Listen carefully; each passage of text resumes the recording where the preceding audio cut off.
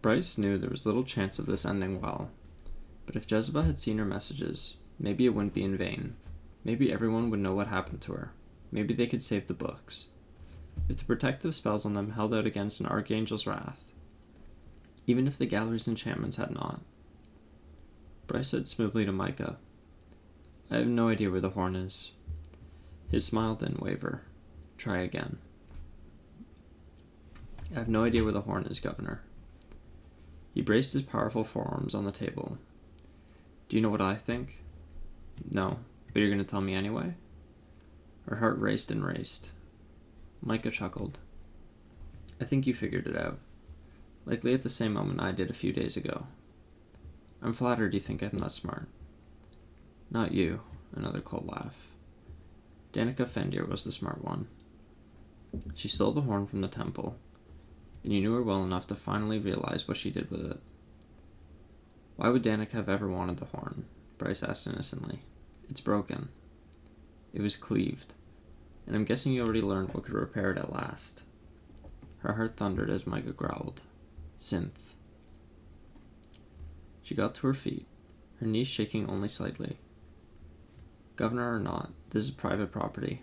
If you want to burn me at the stake with all these books, you'll need a warrant." Bryce reached the steps. Syrinx and Laheba hadn't moved, though. "Hand over the horn." "I told you, I don't know where it is." She put one foot on the steps, and then Micah was there, his hand at the collar of her shirt. He hissed, "Do not lie." Hunt staggered all of one step down the stairs, before Sandriel stopped him, her wind shoving him back against the wall. It snaked down his throat, clamping onto his vocal cords, rendering him silent to watch what unfolded on the screens. Micah growled in Bryce's ear, more animal than angel. "Do you want to know how I figured it out?" She trembled as the governor ran a possessive hand down the curve of her spine. Hunt saw red at that touch, the entitlement in it, the sheer dread that widened her eyes. Bryce wasn't stupid enough to try and run as Micah ran his fingers back up her spine, intent in every stroke. Hunt's jaw clenched so hard it hurt, his breath coming out in great, bellowing pants. He'd kill him. He'd find a way to get free of Sandriel and fucking kill Micah over that touch. Micah trailed his fingers over the delicate chain of her necklace. A new one, Hunt realized. Micah purred, unaware of the camera mere feet away. "I saw the footage of you in the Comitium lobby. You gave your Arkeshan amulet to Sandriel, and she destroyed it." His broad hand clamped around her neck, and Bryce squeezed her eyes shut. "That's how I realized. How you realized the truth, too." "I don't know what you're talking about," Bryce whispered. Micah's hand tightened, and it might as well have been his hand on Hunt's throat for all the difficulty he had breathing. "For 3 years you wore that amulet. Every single day, every single hour. Danica knew that. Knew you were without ambition, too. I would never have the drive to leave this job, and thus never take off the amulet." "You're insane," Bryce managed to say. "Am I? Then explain to me why, within an hour after you took off the amulet, that Crystallis demon attacked you." Hunt stilled. A demon had attacked her that day? He found Rune's stare, and the prince nodded, his face deathly pale. "We got to her in time," was all Danon said to him, mind to mind. "Bad luck?" Bryce tried. Micah didn't so much as smile, his hand still clamped on her neck. "You don't just have the horn. You are the horn." His hand ran down her back. "You became its bearer the night Danica had it ground into fine powder, mixed it with witch ink, and they got you so drunk you didn't ask questions when she had it tattooed on your back." "What?" Fury Axtar barked. Holy fucking gods. Hunt bared his teeth, still forbidden from speaking. But Bryce said, "Cool as that sounds, Governor, this tattoo says, the language is beyond that, is beyond that of this world. It is the language of universes, and it spells out a direct command to activate the horn through a blast of raw power upon the tattoo itself. just as it once did for the Starborn Prince. You may not possess his gifts like your brother, but I believe your bloodline and the synth shall compensate for it when I use my power upon you. To fill the tattoo, to fill you with power, is, in essence, to blow the horn. Bryce's nostrils flared. Blow me, asshole. She snapped her head back, fast enough that even Micah couldn't stop the collision of her skull with his nose. He stumbled, buying her time to twist and flee. His hand didn't let go, though, and with a shove, her shirt ripping down the back, Micah hurled her to the floor. Hunt's shot was lodged in his throat. Barun echoed through the conference room as Bryce skidded across the carpet. Leheba screamed as Syrinx roared, and Bryce managed to snap, hide. But the Archangel halted, surveying the woman sprawled on the floor before him, the tattoo down her back, Luna's horn contained within its dark ink. Bryce scrambled to her feet, as if there was anywhere to go, anywhere to hide from the governor and his terrible power. She made it across the room, to the steps up to the mezzanine. Micah moved fast as the wind. He wrapped a hand around her ankle and tossed her across the room. Bryce's scream as she collided with the wood table and it shattered beneath her was the worst sound Hunt had heard. Rune breathed. He's gonna fucking kill her. Bryce crawled backward through the debris of the table, blood running from her mouth as she whispered to Micah.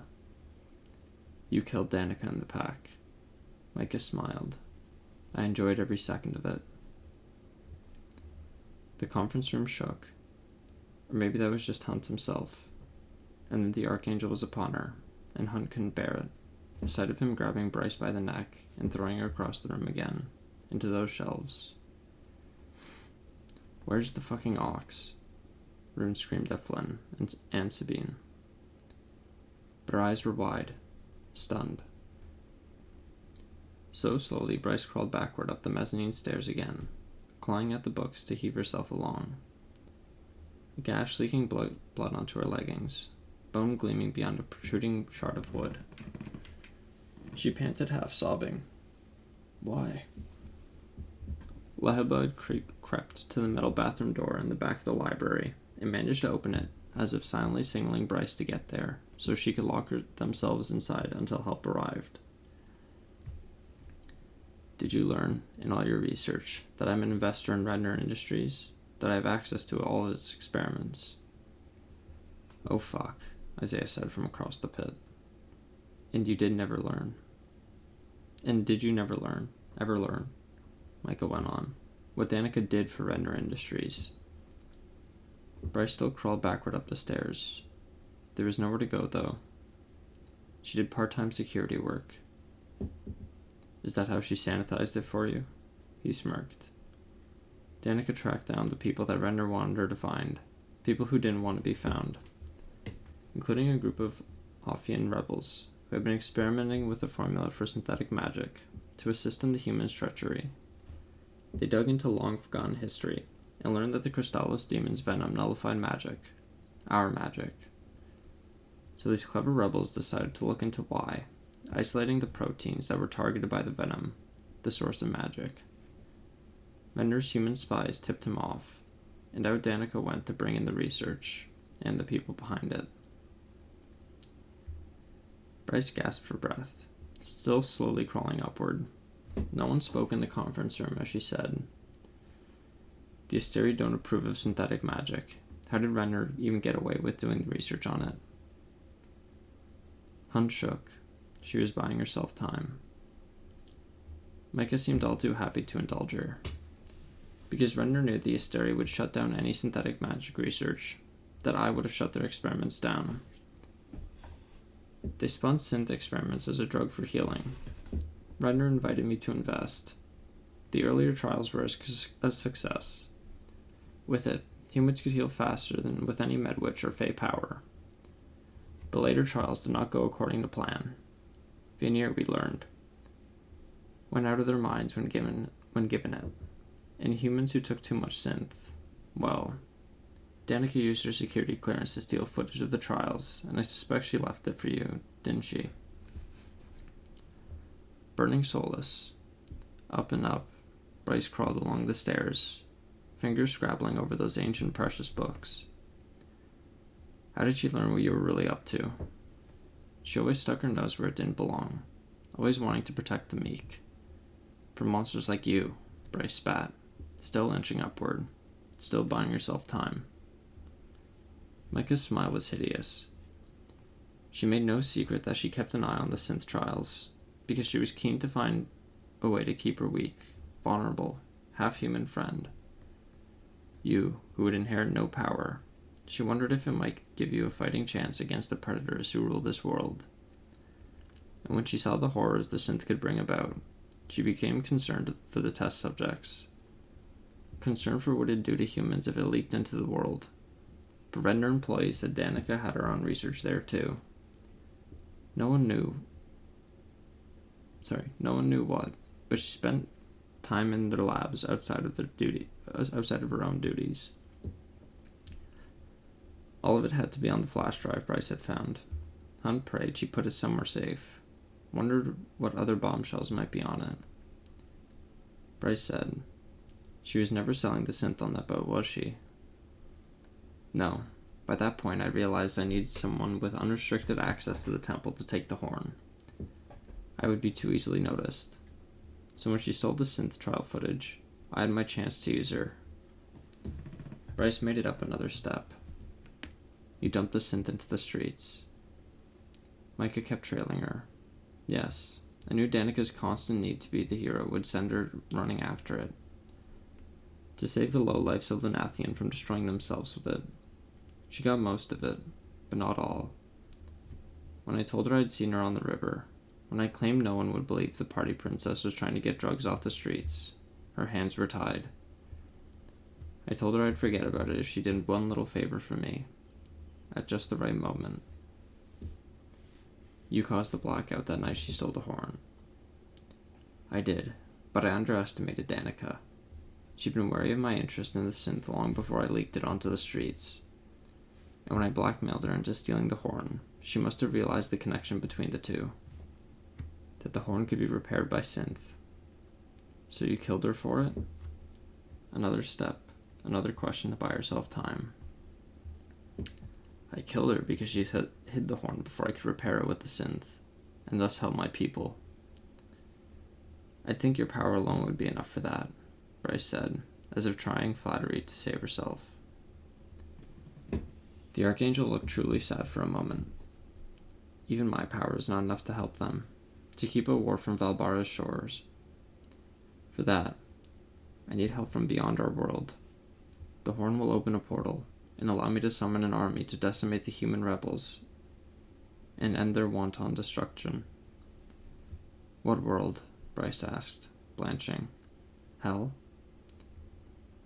Hell would resist kneeling to me, but ancient lore whispers of another world, of other worlds that exist that would bow to a power like mine, and bow to the horn.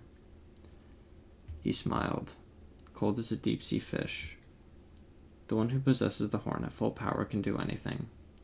Perhaps establish oneself as an Asteri.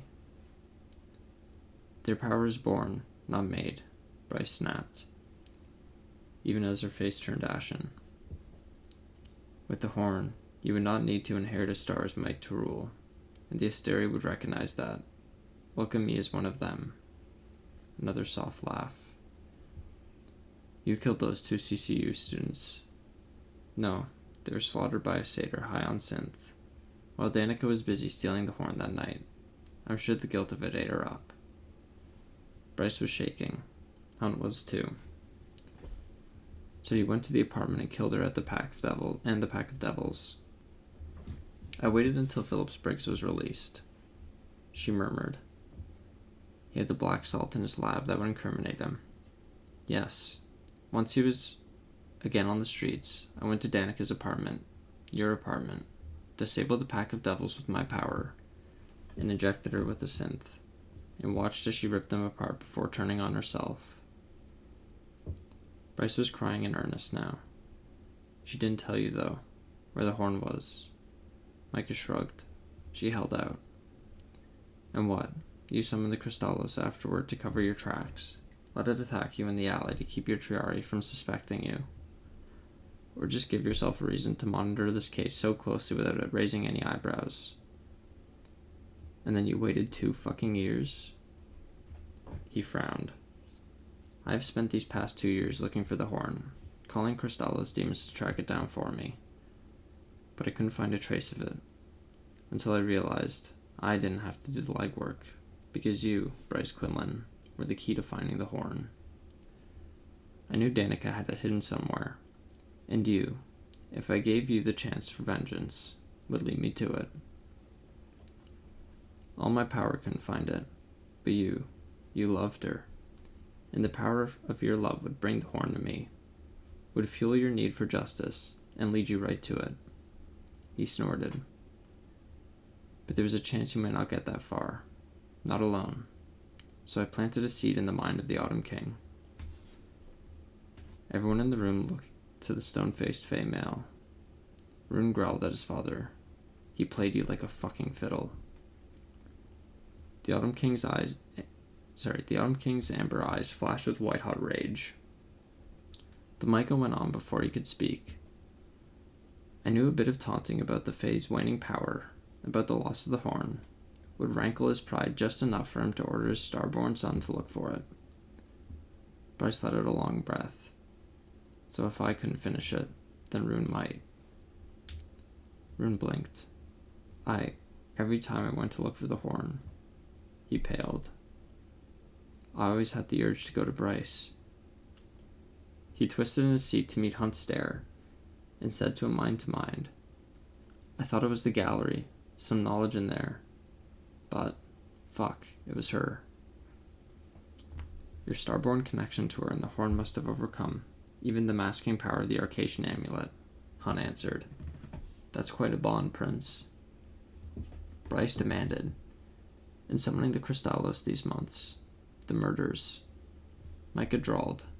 I summoned the Cristallos to nudge you both along, making sure it kept just enough out of camera range, knowing its connection to the horn would lead you toward it, injecting Tertian, the Acolyte, and the temple guard with the synth, letting them rip themselves apart. It was also to prompt you, Tertian, to give us an excuse to come for you for this investigation, and the others to keep pointing you toward the horn. I targeted 2 people from the temple that were on duty the night Danica stole it, and the bombing at the White Raven, with an image of the horn on the crate. Another nudge? Yes, and to raise suspicion that humans were behind everything. I planted bombs throughout the city, in places I thought you might go. When Athalar's phone location pinged at the club, I knew the gods were helping me along, so I remotely detonated it. I could have died. Maybe, but I was willing to bet Athalar would shield you. And why not cause little chaos to stir more resentment between the humans and the Vanir? It would only make it easier to convince others of the wisdom of my plan to end this conflict, especially at a cost most would deem too high. Hunt's head swam. No one in the room spoke. Bryce showed her retreat as she winced in pain. In the apartment building? I thought it was Hunt, but it wasn't, was it? It was you. Yes, your landlord's request went to all my Triari, and to me. I knew Danica had left nothing there, but by that time, Bryce Quinlan, I was enjoying watching you squirm. I knew Athalar's plan to acquire the synth would soon be exposed, and I took a guess that you'd be willing to believe the worst of him, that he used the lightning in his veins to endanger innocent people. He's a killer. I thought you might need a reminder. That it played right into Athalar's guilt was an unexpected boon. Hunt ignored the eyes that glanced his way. The fucking asshole never planned to honor his bargain. If he'd solved the case, Micah would have killed him. Killed them both. He'd been played like a fucking fool. Bryce asked, voice raw. When did you start to think it was me? The night it attacked Athalar in the garden. I realized only later he'd probably come in contact with one of Danica's personal items, which must have come into contact with the horn. Hunt had touched Danica's leather jacket that day, gotten its scent on him. Once I got Ethel off the streets, I summoned the Crystallos again, and I went right to you. The only thing that had changed was that you finally took that amulet off. And then, he chuckled. I looked at Ethel's photos from your time together, including that one on your back. The tattoo you had inked there, days before Danica's death, according to the list of Danica's last locations, ruined Dana sent to you and Athelar, whose account is easily accessible to me. Bryce's fingers curled into the carpet as if she'd sprout claws. How do you know the horn will even work now that it's in my back? The horn's physical shape doesn't matter. Whether it's fashioned as a horn or a necklace or a powder mixed with witch ink, its power remains. Hunt silently swore. He and Bryce had never visited the tattoo parlor. Bryce had said she knew why Danica was there. Micah went on. Danica knew the occasion amulet would hide you from any detection, magical or demonic. With that amulet, you were invisible to the Crystallos, bred to hunt the horn. I suspect she knew that Jezebel Rogo has similar enchantments upon this gallery, and perhaps Danica placed some upon your apartments, your old one and the one she left to you, to make sure you would be even more veiled from it. Hunt scanned the gallery camera's feeds from the street. Where the fuck was the ox? Bryce spat. You thought no one would figure this out. What about Briggs's testimony? Briggs is a raving fanatic who'd been caught by Danica before a planned bombing. No one would listen to his pleas of innocence, especially when his lawyer had been provided by Micah. Bryce glanced up at the camera, as if checking that it was on. Sabine whispered. She's been leading him along to get a full confession. Despite the terror tightening his body, pride flared through Hunt. Micah smiled again. So here we are. You're a piece of shit, Bryce said. But then Micah reached into his jacket pocket, pulled out a needle full of clear liquid. Calling me names isn't going to stop me from using the horn. Hunt's breath sawed through his chest. Micah advanced on her. The horn remnants are now embedded in your flesh. When I inject you with synth, the healing properties of it will target and fix whatever it finds to be broken. And the horn will again be whole, ready for me to learn if it works at last. You'd risk opening a portal to another fucking world in the middle of Crescent City, she spat, inching farther away, just to learn if it works? If I'm correct, the benefits shall far outweigh any casualties, Micah answered, mildly as a bead of liquid gleamed on the syringe's tip. Too bad you will not survive the synth side effects in order to see it for yourself. Bryce lunged for a book on a low-lying shelf along the stairs, but Micah halted her with a leash of wind. Her face crumpled as the Archangel knelt over her. No. This couldn't happen. Hunt couldn't let this happen. But Bryce could do nothing. Hunt could do nothing. As Micah stabbed the needle into her thigh, drained it to the hilt, she screamed, thrashing, but Micah stepped back. His power must have lessened its hold on her, because she sagged to the carpeted steps. The bastard glanced at the clock, assessing how much time remained until she tore herself apart. And slowly, the wounds on her battered body began to seal. Her split lip healed fully, though the bone-deep gash on her thigh knit far more slowly. Smiling, Micah reached for the tattoo on her exposed back. Shall we? But Bryce moved again, and this time, Micah's power didn't catch her before she grabbed the book from the shelf and clutched it tight. Golden light erupted from the book, the bubble against which Micah's hand bounced harmlessly off. He pushed. The bubble would not yield. Thank the gods. If he could buy her just a few more minutes until help came. But what could an Ox Pack do against an Archangel? Hunt strained against his invisible bonds, scoured his memory for anything that could be done. Anyone left in the fucking city who might help. Very well, Micah said.